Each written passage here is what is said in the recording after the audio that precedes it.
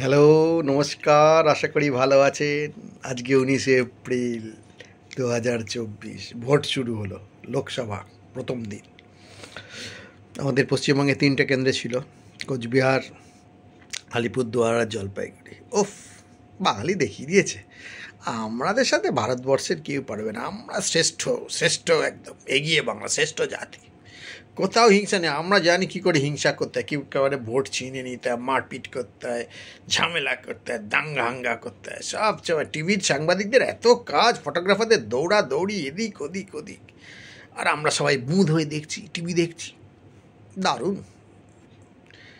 এই এই vote vote vote করে একটা খুব ভালো খবর আমরা মিস করি। আমাদের কাছে অবশ্য পলিটিক্সটাই ভালো খবর। গ্রামেগঞ্জে দেখছি তো, যারা সব দৌড়াদৌড়ি করছে, বোম পাওয়া যাচ্ছে, হ্যানা পাওয়া যাচ্ছে, তারা পাওয়া যাচ্ছে, তাদের চেহারা দেখলে বোঝা যায় কী অবস্থা তাদের। যাই হোক, আর পরে বলবে চেহারা দেখে বুঝে যাচ্ছ। দরকার নেই বাবা।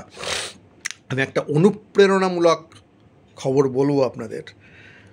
ওইসব দিকে যদি নজর দেন তাহলে বাঙালি জাতির উন্নতি হবে। সেটা অবশ্য বাংলার নয়, অন্ধ্রপ্রদেশের উদয় কৃষ্ণ রেড্ডি। আজকেই পড়লাম কাগজে। এবার কজন পড়েছেন আমি জানি না। কি মানুষ! এইসব মানুষকে যদি আমরা ফলো করতে পারি তবেই আমরা বড় হতে পারবো। এইসব পলিটিশিয়ানদের নাম জেনে ফলো করে কোনো লাভ নেই। তাই কে ছিল উদয় কৃষ্ণ রেড্ডি? ছিল মানে আছেন আর কি, বাচ্চা ছেলে, 21 বছর বয়স, 21-22 বছর বয়স। উদয় কৃষ্ণ রেড্ডি আপনার একটা হাবিলদারের, অন্ধ্রপ্রদেশে হাবিলদারের চাকরি পেয়েছিল 19 বছর বয়সে।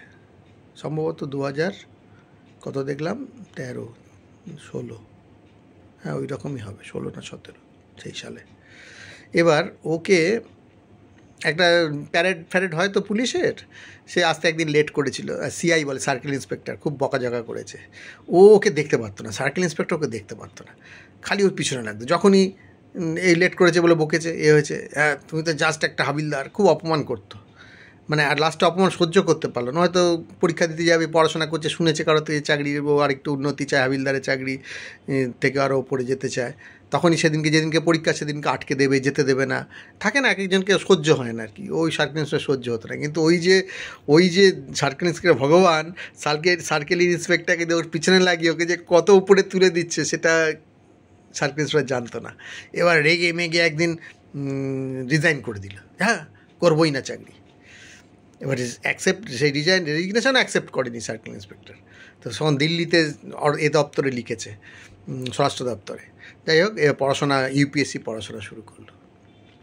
তেলুগু মিডিয়ামে পড়েছে, ইংরাজিও ভালো জানে না। একটা কোচিং সেন্টারে ভর্তি হয়েছে। ওই 19 সালে ওই প্রথমবারেই পেলো মনে হয় এতে মেন্সে চান্স, কিন্তু এমনি চান্স পায়নি।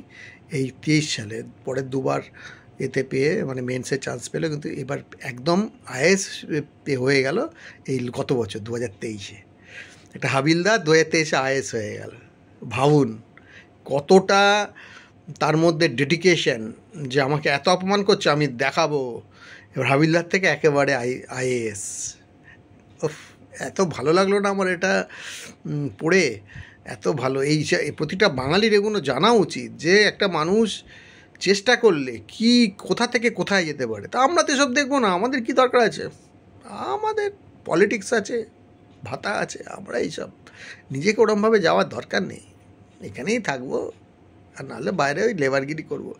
কিন্তু যে নিজের প্রতি যে প্রচণ্ড জেদ, সেই জেদ থেকে যে কি করা যায় দেখিয়ে দিয়েছে। হ্যাটস অফ উদয় কৃষ্ণ রেড্ডি, দারুণ। তুমি আদর্শ হওয়া উচিত বর্তমান যুব সমাজ।